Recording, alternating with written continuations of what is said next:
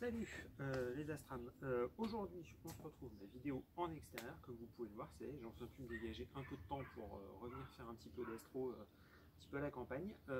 Donc alors aujourd'hui j'avais envie un petit peu de vous présenter tout le matériel que j'utilise. Parce que bon, on a déjà vu comment installer la jolie petite bête qui est là, hein. Donc ça on va pas revenir dessus, vous l'avez déjà vu. Je vous ferai juste un petit, à la fin de la vidéo, je vous montrerai un petit peu plus en détail, un petit peu de plus près. C'est vrai qu'on avait vu ça un petit peu de manière succincte. Donc aujourd'hui, je vais vous montrer tout le matériel. Allez, c'est parti.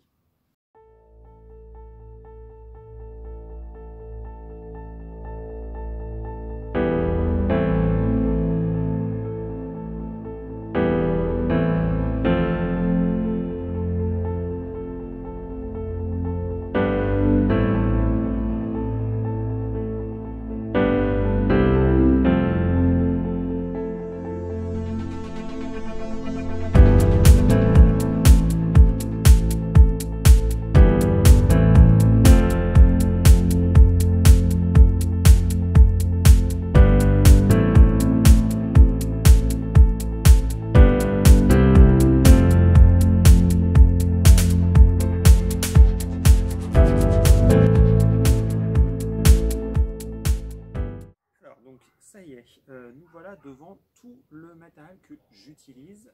Alors, que ce soit pour observation ou photo, hein. Je vous montre la totale. On va vraiment partir très très large. C'est aussi le matériel qui me sert quand je fais du nomade. Il n'y a peut-être pas tout, quoique... Ouais, si, franchement, je pense que je suis pas loin d'avoir tout sorti.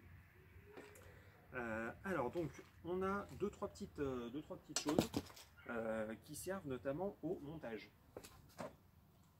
Le fameux niveau à bulle. Fameux niveau à bulle qui est là. Alors là, ça c'est le niveau à bulle, tout ce qu'il y a de plus basique, magasin de bricolage. Voilà, pas très compliqué. Ensuite là-dedans, moi j'ai décidé de mettre tout ce qui était clé qui me sert en fait à monter le zinzin. Alors il y a quand même pas mal de choses. Je me suis équipé un petit peu au fur et à mesure du temps, donc ça c'est pareil, hein, ça c'est magasin de bricolage. C'est ça dans les castos, les aurores, les machins comme ça. Enfin, voilà. La clé à douille pour monter les arceaux. Plus facile avec la clé carrément hexagonale. Les tournevis, tout ce qui va bien. Sans oublier les petits jeux que là je glisse à part. Les jeux de clés Allen. Parce que ça, les clés Allen, c'est un peu petit, on les perd facilement. Ensuite, chose que j'utilise assez fréquemment, surtout quand je sais pas où je suis, donc quand je suis pas dans le jardin.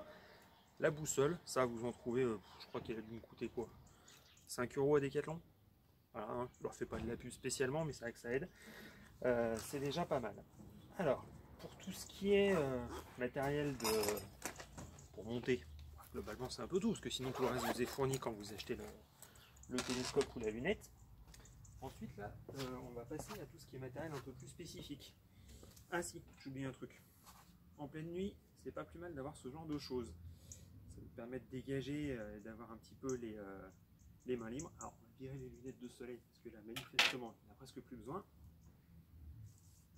Voilà, la frontale. Voilà. Donc la frontale avec option lumière rouge, et après, option lumière blanche. Ça peut servir, et ça, c'est pareil. J'ai pris la premier prix à Decathlon. J'ai fait un tir groupé quand j'y suis allé pour d'autres choses. Et ça a dû me coûter ouais, 4-5 € grand max.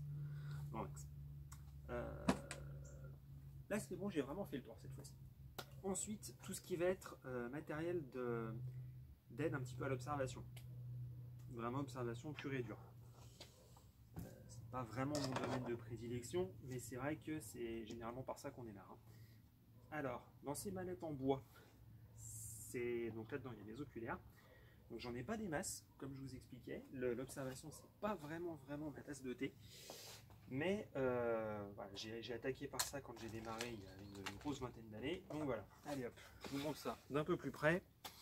Voilà, donc j'en ai trois. J'ai un oculaire de 20 mm qui va me couvrir à peu près un champ de 50 degrés. Ça me permet vraiment de dégrossir quand je cherche quelque chose. Celui-ci, c'est un 9 mm. Donc celui-ci a un champ beaucoup plus réduit, donc il y a un grossissement beaucoup plus fort. Ça, c'est pas les oculaires que j'avais de base. Les oculaires que j'avais de base, je les ai gardés un bon paquet d'années avant de m'apercevoir que j'en avais un qui avait fondu. Je ne savais même pas que c'était possible. Pourtant, je les ai jamais exposés au soleil. Enfin bon, ça prouve la qualité des choses qu'on pouvait avoir. C'est du chinois, hein, acheter chinois payé 12 fois. Petite dédicace au frérot. Et ensuite, un oculaire réticulé. Celui-ci, je l'ai acheté d'occasion. Comment dire? Il fait le taf. Bon, c'est pas le meilleur, mais on va dire que pour le prix que je l'ai payé, une dizaine d'euros au JOA, les JOA, c'est les journées de l'occasion amateur, donc c'est l'un des plus grands marchés d'amateurs de France en termes d'astro. C'est pas très très loin de chez moi, c'est dans la région lyonnaise. Et donc j'ai acheté ça il y a une quinzaine d'années, je crois. Et ouais, j'aimerais bien le changer, mais c'est vrai que bon, pour ce que je m'en sers juste pour faire le parallélisme, et encore, pas à tous les coups. Et j'avais acheté aussi, il y a un petit moment, une lentille de Barlow. Donc ça sert en fait à obtenir un grossissement double de ce que vous avez d'habitude. Donc c'est vrai que c'est pas plus mal. Alors ensuite, je conserve tout ça dans des jolies petites manettes en bois. Alors ça, c'est de la récup, hein. C'est le papa d'une de mes collègues qui faisait ses boîtes en bois à l'époque où sa société lui appartenait encore. Il faisait ça pour les boules de pétanque au but. Et il n'y a pas très longtemps, ma collègue m'a dit « Ouais, mon père qui va balancer des boîtes, est-ce que ça peut t'intéresser ?» Je fais oui, donc j'en ai récupéré deux. Une où je mets donc tout ce qui est matériel d'oculaire, tout ce qui est oculaire, donc pour tout ce qui est visuel. Et l'autre, alors là, elle est vide, hein, ou presque. C'est là-dedans que je range les moteurs quand je démonte le tout et que je mets la caméra. Donc le garnissage en mousse, c'est moi-même qui l'ai fait. Voilà, hein, quand on fait de l'astro, généralement on aime mieux aussi faire un peu de récup.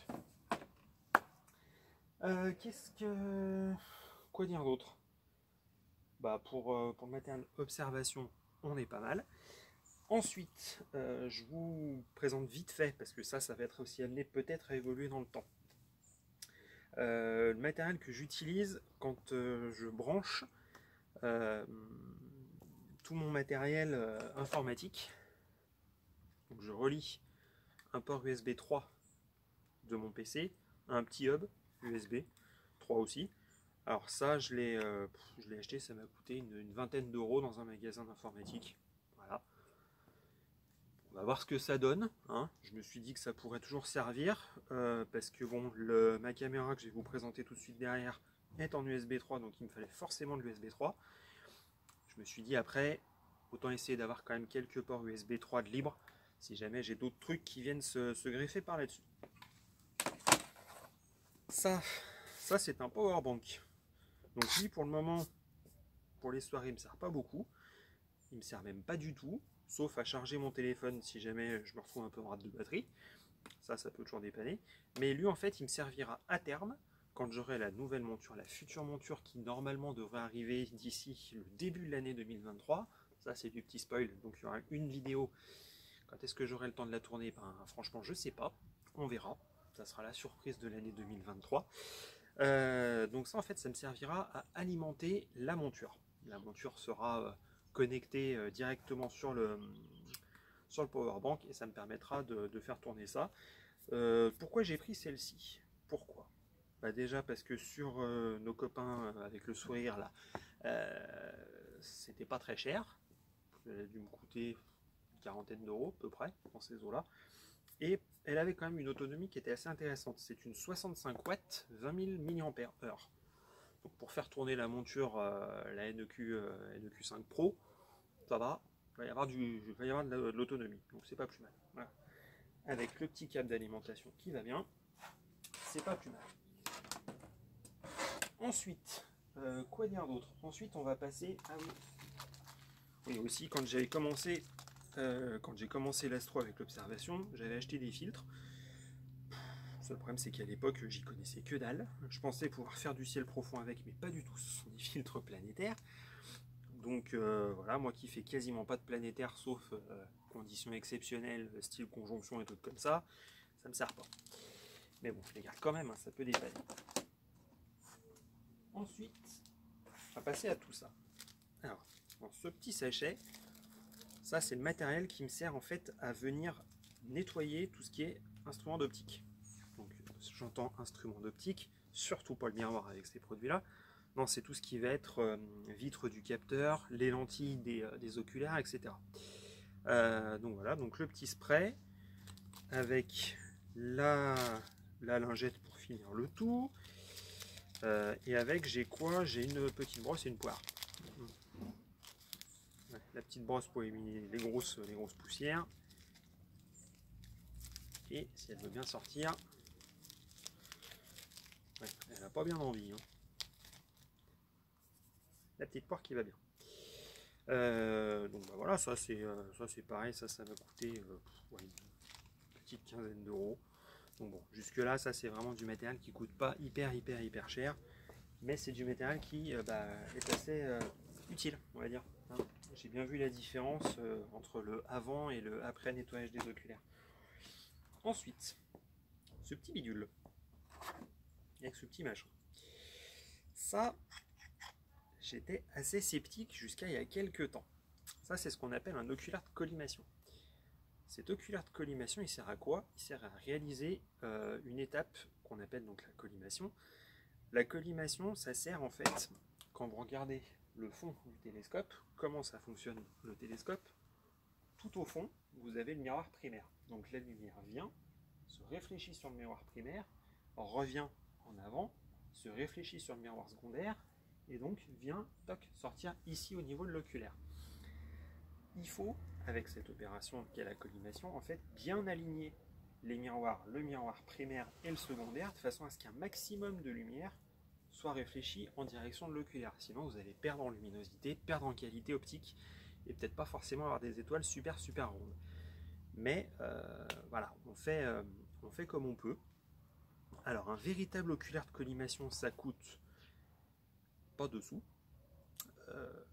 Les bons donc de chez Bader, les Bader Collim, ils coûtent quand même aux alentours de 150-170 euros en fonction de ce que vous prenez. Bon, celui-ci, je l'ai acheté pareil hein, sur le site avec le sourire. Il m'a coûté 50 euros. Bon, il n'est pas forcément hyper précis, mais il fait le taf, on va dire. J'ai pas grand chose à en dire. J'étais assez sceptique. Je pensais qu'il n'était pas calibré du tout, pas collimaté comme il faut. Il s'avère que ça a l'air d'aller. Hein. Du moins, j'arrive à faire la collimation de mon tube qui, de toute façon, quoi qu'il arrive, ne sera jamais parfait.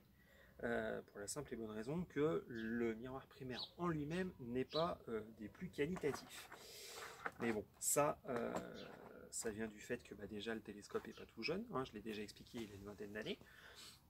Cette vingtaine d'années, ça se ressent déjà sur le matériel optique en soi, et aussi ça s'explique par le fait que je n'ai pas acheté dans un magasin d'astro.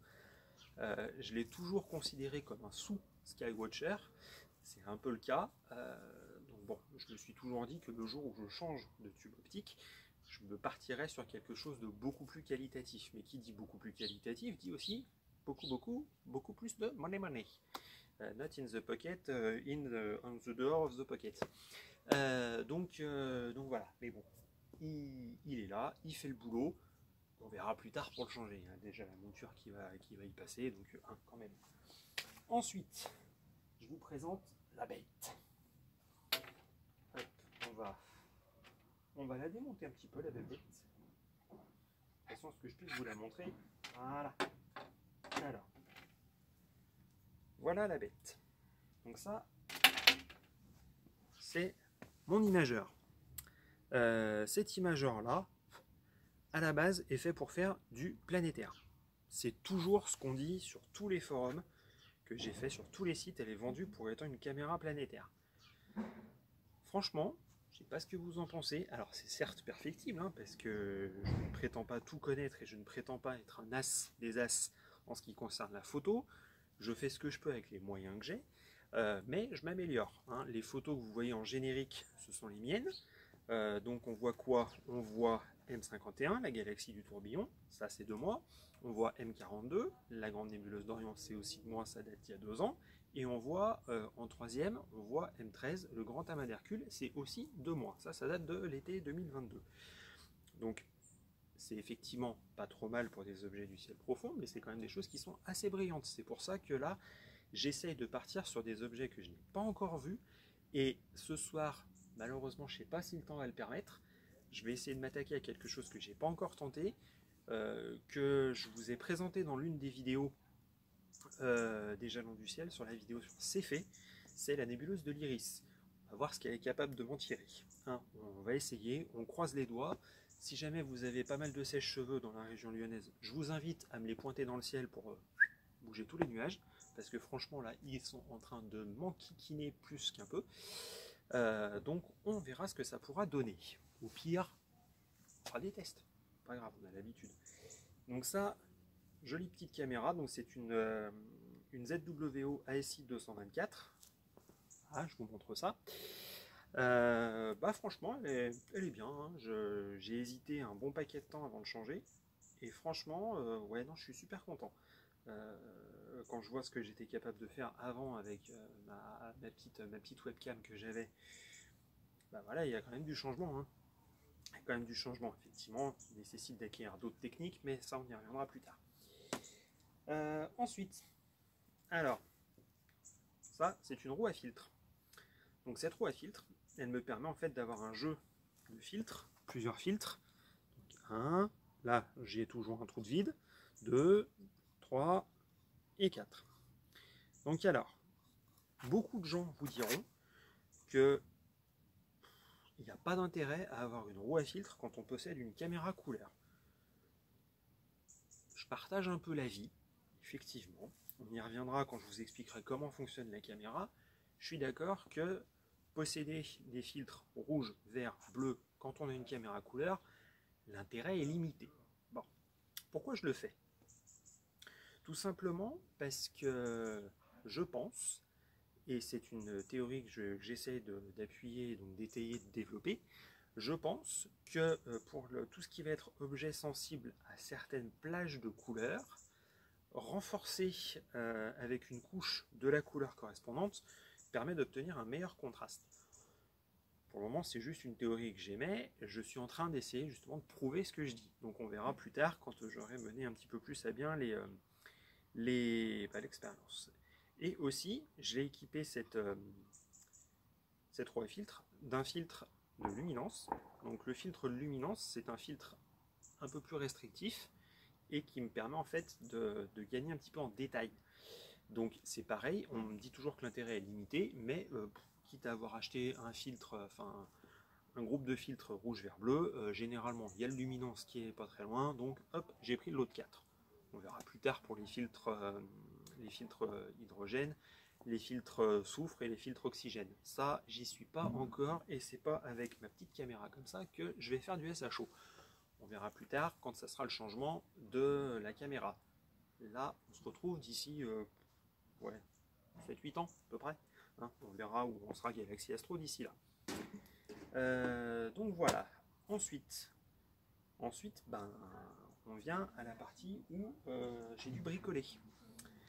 Quand on fait de la photo, il y a plusieurs éléments qui sont assez contraignants. C'est que vous avez besoin de faire des mises au point qui sont le plus fines possible, qui soient le plus fines possible. Comment faire ça? Il y a plusieurs manières. Alors moi, les logiciels, j'ai pas spécialement confiance. Il y a des fois, ils me font des trucs un peu chelous. Donc j'ai décidé, j'ai cherché un petit peu sur net, j'ai essayé de me faire un masque de Bahtinov. J'ai galéré, hein, ça c'est la 3e version. J'ai galéré, mais ça marche pas mal. C'est-à-dire que cette petite chose, voilà, en fait, ça vient se placer en avant du tube, comme ça. Et donc les rayons vont passer à travers, les rayons lumineux vont passer à travers. Et tant que vous n'êtes pas au bon point de focalisation, c'est-à-dire une image parfaitement nette, vous allez voir une étoile dont vous allez voir en fait une croix à la place de votre étoile avec un trait qui va se déplacer de gauche à droite. Et en fait, le but du jeu avec ce masque-là, c'est de mettre le trait qui se déplace de gauche à droite pile au milieu. Quand il est pile au milieu, vous êtes à la bonne mise au point. Donc ça, j'ai fait ça dans une, vous savez là les pochettes qu'on utilisait quand on était à l'école. J'ai fait ça là-dedans et ça marche bien. Voilà. Ensuite, toujours quand vous faites des photos, vous avez besoin de réaliser des images, ce qu'on appelle de calibration. C'est-à-dire pour éliminer tout ce qui va être pixel mort de votre caméra, tout ce qui va être poussière qui peuvent se déposer sur le capteur, toutes les poussières qui peuvent se déposer sur les filtres. Et donc pour ça, vous avez besoin de réaliser ce qu'on appelle des flats. C'est-à-dire les flats, en français, c'est ce qu'on appelle les PLU, les plages de lumière uniforme. C'est-à-dire que globalement, vous prenez une photo soit sur un ciel bleu. Alors, préférence, c'est juste au lever du soleil ou alors un petit peu avant le coucher, de façon à ce que ce soit vraiment le plus uniforme possible. Ou alors, vous utilisez ce qu'on appelle une boîte à flat. Boîte à flat, c'est tout simplement quelque chose qui ressemble à ça. Ça, c'est mon modèle artisanal. Hein. Voilà, ça aussi, c'est de ma conception. Donc, si ça vous intéresse, je pourrais vous faire une petite vidéo sur comment je l'ai faite. Je ne l'ai pas faite tout seul, hein. Je l'ai faite avec un de mes neveux. Et franchement, c'était le premier gros bricolage que je faisais en astro. Et franchement, c'est pas trop mal débrouillé. Donc alors, comment ça marche? Tadam, tout simplement comme ça. Ceci n'est pas une couronne, hein, je précise. Hein. On n'est pas dans Game of Thrones. Non. Donc alors, à l'intérieur, j'ai fait courir une guirlande de LED blanche. Voilà. Et donc par-dessus, il y a un plexiglas avec une feuille de calque de façon à diffuser un peu plus la lumière. Et donc en fait, ça, une fois qu'il fait nuit, vous venez tout simplement le poser ici, voilà, comme ça, devant votre télescope, et vous réalisez vos flats. Les flats, on verra ça plus tard, on a besoin d'un petit peu d'explication. Voilà, ça c'est fait. Ensuite, on a quand même un gros problème quand on fait de l'astro. Qui plus est, là, quand on arrive dans des périodes comme ça, là, vous voyez, ça y est, j'ai ressorti les manchongs, on se retrouve assez souvent à avoir de la buée. Donc, la buée, malheureusement, il n'y a pas beaucoup de moyens de la gérer. Il n'y a même pas beaucoup de moyens du tout. Moi, j'ai de la chance d'avoir un télescope Newton, c'est-à-dire qu'il est ouvert sur le devant. Les autres types de télescopes, les Schmidt-Cassegrain, les Ritchey-Chrétien, etc., sont des télescopes avec ce qu'on appelle des lames de Schmitt sur le devant. C'est-à-dire qu'en fait, ils sont fermés par une lame en verre. Alors là, ça, c'est une galère monumentale pour gérer la buée. Donc, par chance, moi, c'est pas mon cas. Moi, le Newton est ouvert, donc on est tranquille. Et il est possible de lui adjoindre un joli petit pare-buée. Alors, ce petit pare-buée, hein, n'en déplaise à certains, moi, il me rappelle un petit truc que notre cher ministre de l'économie nous a demandé de faire en ce moment à tous, hein, c'est-à-dire que si jamais il fait froid, vous mettez un col roulé. Ben voilà, je vous présente le col roulé de mon télescope. Voilà. Bon, ça, désolé, ça c'était la blagounette, hein. On est un peu obligé, hein, sinon on finit par s'ennuyer. Donc voilà, ça protège un peu, ça protège pas éternellement non plus de la buée. Il faut quand même bien se le dire. Ça permet effectivement d'être un peu plus tranquille, ça n'empêche que ça ne fait que ralentir la survenue de la buée. Il y a moyen aussi de mettre ce qu'on appelle des résistances chauffantes autour. Alors ça sera essentiellement autour du miroir primaire et du miroir secondaire. Je me tâte, je sais pas si je le fais, si je le fais pas. On verra ça plus tard, c'est pas pour le moment la priorité du moment. La priorité du moment, c'est de vous faire découvrir un petit peu tout ça et puis de progresser un petit peu dans ma pratique et de vous faire partager un petit peu mes retours d'expérience. Donc voilà, ça y est, je vous ai présenté tout le matériel que je possède.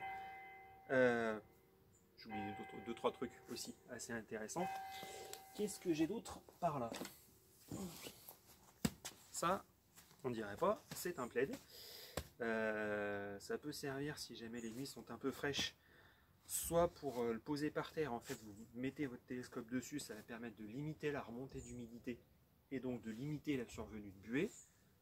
Ça marchouille, pas forcément garanti que ça marche super bien, mais c'est pas mal. Sinon je m'en sers moi pour pas avoir trop froid, hein. Sinon hop, je m'enroule dedans et puis basta. Ça voilà. Ensuite, la petite table de camping qui est là, ça c'est quand je fais du nomade. Je pars, je peux me poser tout mon matériel dessus. Alors c'est beaucoup plus organisé que ce qu'il y a là. Là j'ai vraiment posé ça à l'arrache. et ça permet voilà, d'être tranquille. Ensuite, dernier point que je voulais aborder avec vous, que je voulais vous présenter, c'est tout ce qui me sert en fait à trimballer tout ça, parce que mine de rien, il y a quand même du volume, hein, comme vous pouvez le voir. Donc là, ce sont des sacs de rangement spécialement adaptés pour les télescopes, de marque Oclop. Donc ceux-là, je les ai achetés sur AstroShop. Alors autant celui du tube, j'en suis hyper content, j'ai jamais eu un pépin et franchement je recommande, ils sont géniaux. Voilà, ça vous pouvez le porter comme ça, vous pouvez le porter en bandoulière, j'ai jamais vraiment osé parce que j'ai un peu le dos fragile, donc on va quand même se méfier. Donc ça, super. Par contre, il y a 1 an et demi, je me suis acheté celui-ci. Donc pour transporter la monture EQ3.2, le trépied, contrepoids, etc.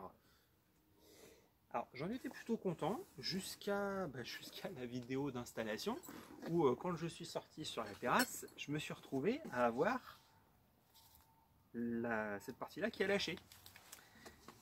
Donc ça a complètement lâché. Donc je suis un peu dégoûté. Donc il va partir en réparation. Alors pour AstroShop, hein, bien sûr. J'ai fait une petite réparation maison. Et voilà. Alors le seul problème, c'est que bien qu'en ayant tout ça, il reste quand même encore des trucs à trimballer. Alors moi, c'est quand même ce que je conseille. Je vous montre, mais c'est pas forcément très académique. Voilà. Bon, ça c'est une caisse. Alors ceux qui bossent en pharmacie et qui regardent la chaîne reconnaissent. Hein. C'est une caisse dans laquelle on reçoit les médocs au boulot. Et j'ai récupéré ça d'un ancien boulot où j'étais. Donc voilà, je l'ai récupéré. Ils m'en voudront pas, hein. C'est pas grave, ça leur fait pas défaut. Et voilà, ça me permet effectivement d'être tranquille et de transporter un petit peu tout le reste que je peux pas mettre dans les sacs. Je le mets là-dedans et comme ça, hop, je charge ça dans le coffre de la voiture et en 2 allers-retours, c'est fait. Hein. Voilà. Donc voilà, là c'est effectivement, là je vous ai tout présenté. Hein. Donc écoutez, je vous souhaite bon visionnage. À bientôt. N'oubliez pas le petit pouce bleu. N'oubliez pas de vous abonner quand même, hein, aussi, ça peut servir. Hein. Et écoutez, je vous dis à plus tard les astrams. Et croisez les doigts pour moi. On espère que ça va continuer de se dégager. Allez, à ciao.